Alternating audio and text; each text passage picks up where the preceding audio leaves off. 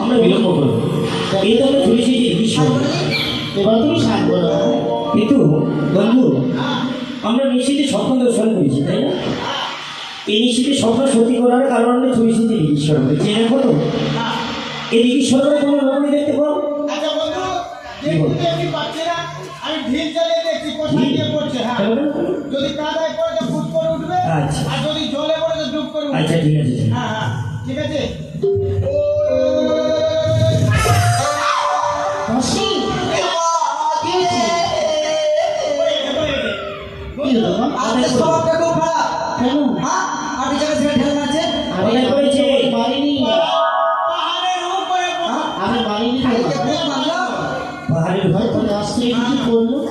তাহলে তুমি বুঝতে পারলে না কেউ দিয়ে এসছে কিনা এবার চালাচ্ছি হ্যাঁ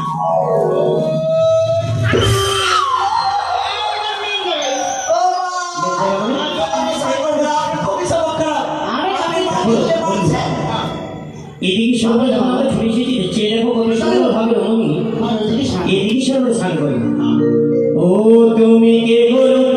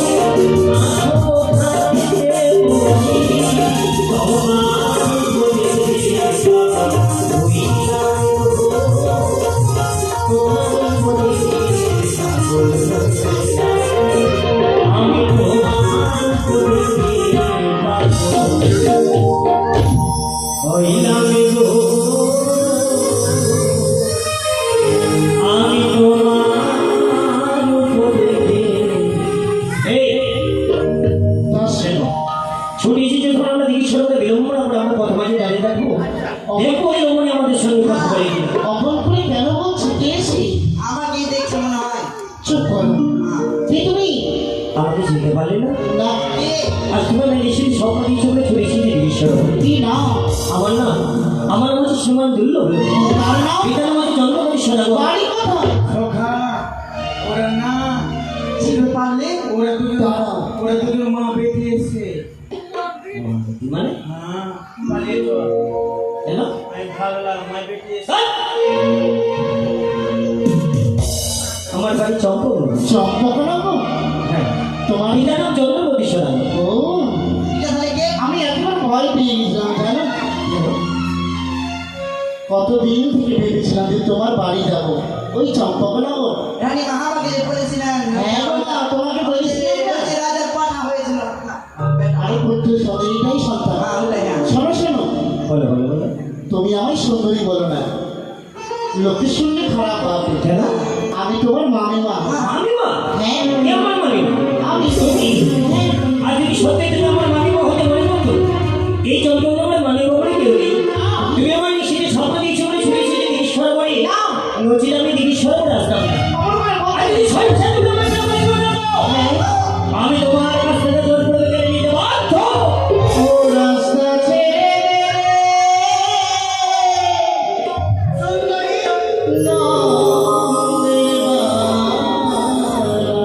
রাস্তা?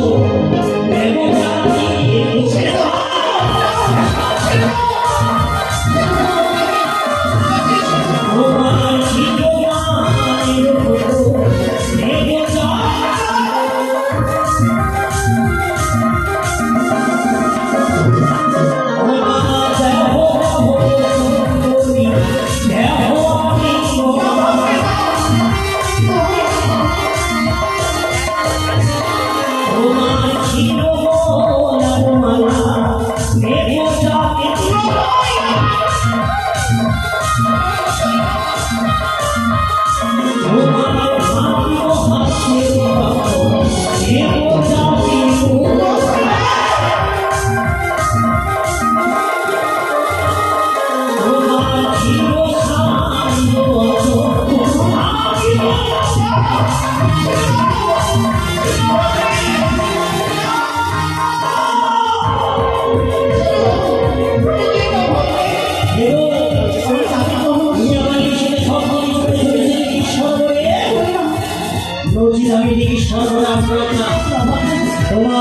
যৌবন দেখে বড় পাগল হয়েছি আমি হয়েছে তুমি আমাকে আমার যাওনি তাই তো জোর করে কেউ রে কেউ রে ঈশ্বর রে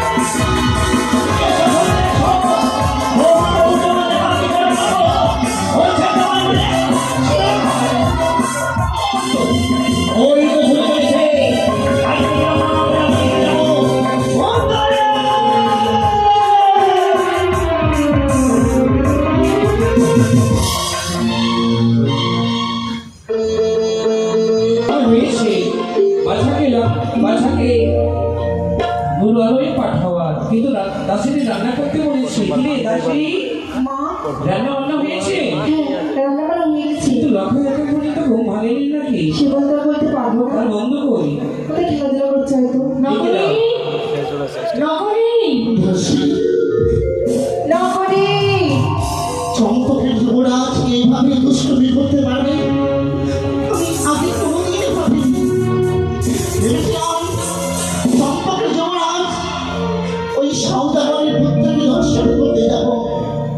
চলো দাসী, চম্পক নগরীতে আমরা বিচার থাকবো। এইটাই বাড়ি নগরী রে এইটাই বাড়ি এইটাই রাতের বাড়ি হ্যাঁ দাসী, তাহলে ডাক দি ডাক দাও, আজকে ধান নিয়ে ঢুকবো চাল নিয়ে বেরোবো তাই যেন হয়। বাড়িতে কেউ আছিস রে কাশি মাগিনা হইলো কে সেবা দেখো তো ভালো করে দেখো। যাকে দেখো বলো আসতে পারো কই কি হ্যাঁ কে তুমি আমি হ্যাঁ কেন আমাকে দেখে কি মনে হচ্ছে আমি ভিখারি ওরকম তো লাগছে পাতলা কি তুই তো গুড়ের খেয়ে মোটা হলে রে কে তুমি তোমার তোমার কি হ্যাঁ কে তুমি নিশ্চয়ই রানীমার সাথে সাক্ষাৎ করবে না আমি ভিতরে আসো ঠিকই কি?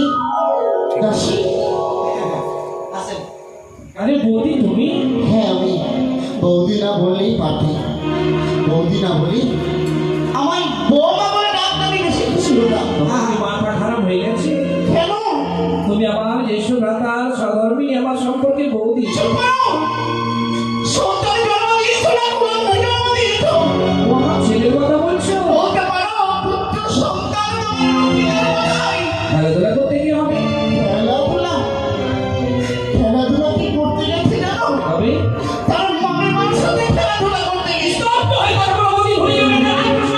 রাজপ্রাসাদ, তুমি আমার বৌদি বলে এতক্ষণ তোমার সম্মান দিয়ে কথা বলে রয়েছি অপর কেউ থাকলে এই কথা বলার সাথে কি হয় আমি বলবে সম্মান, সম্মান ভাবে দিয়েছে। সন্তানকে জন্ম দিয়েছে কিন্তু কর্ম হতে পারি। এ বলেছে আমি যদি ওই সন্তানকে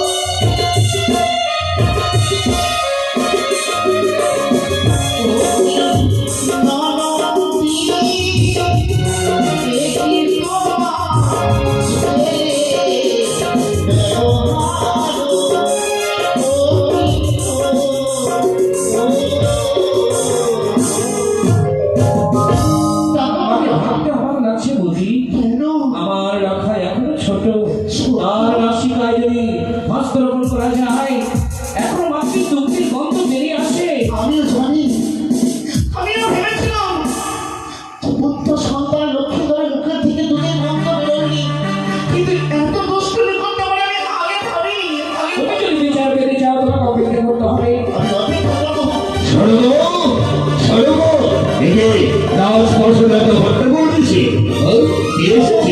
নতুন কুটুম্ব এসেছে। এই তো, সেই দেখো সম্মুখে।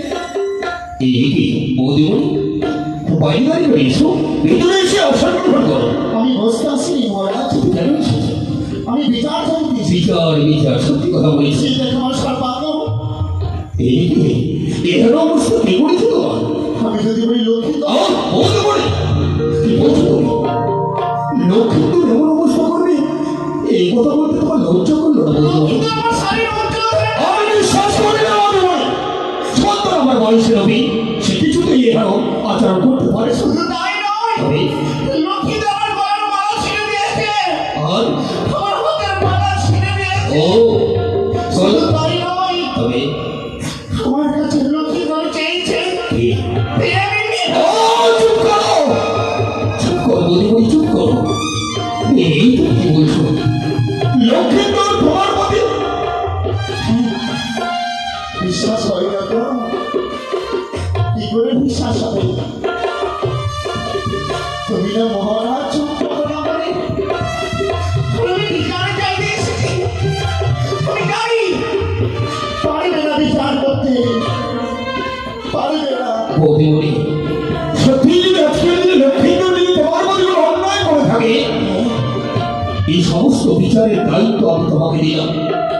আজকে যদি তুমি যা বিচার করবে, আমি চক্রবর্তী অধীশ্বর চাল ছাড়া হবে মাথা নত করে সেই বিচার আমি মেনে নেব। মহারাজ, তার মানে স্বীকার করছো যে লক্ষ্মীধর এইভাবে আমার সাথে ব্যবহার করেছি? বলতে পারি,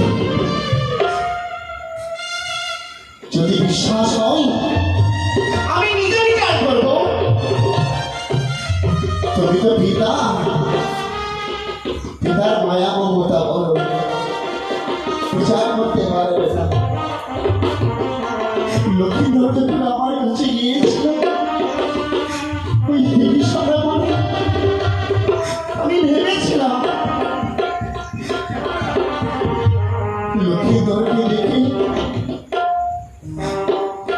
আমি আমার মায়া মমতা পরিত্যাগ করে সন্তান বলে আমি কোলে টেনে দিতে চেয়েছিলাম, কিন্তু এত দুষ্টুমি করেছি আমার ভাবতেও লজ্জা লাগছে। তবে আর লক্ষ্মীধর ছোট নয় মহারাজ, লক্ষ্মীধর ধীরে ধীরে বড় হতে চলেছে। তাই এক সপ্তাহের মধ্যেই লক্ষ্মীধরের শুভ বিবাহ।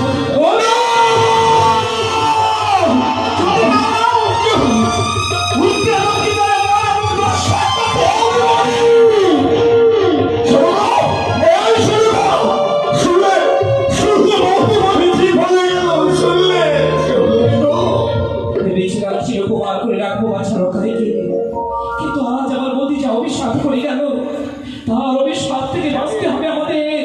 বিবাহ দেব রক্ষায় সত্য, কিন্তু সামান্য কন্যার সাথে নয়, সতী কন্যার সাথে ছোট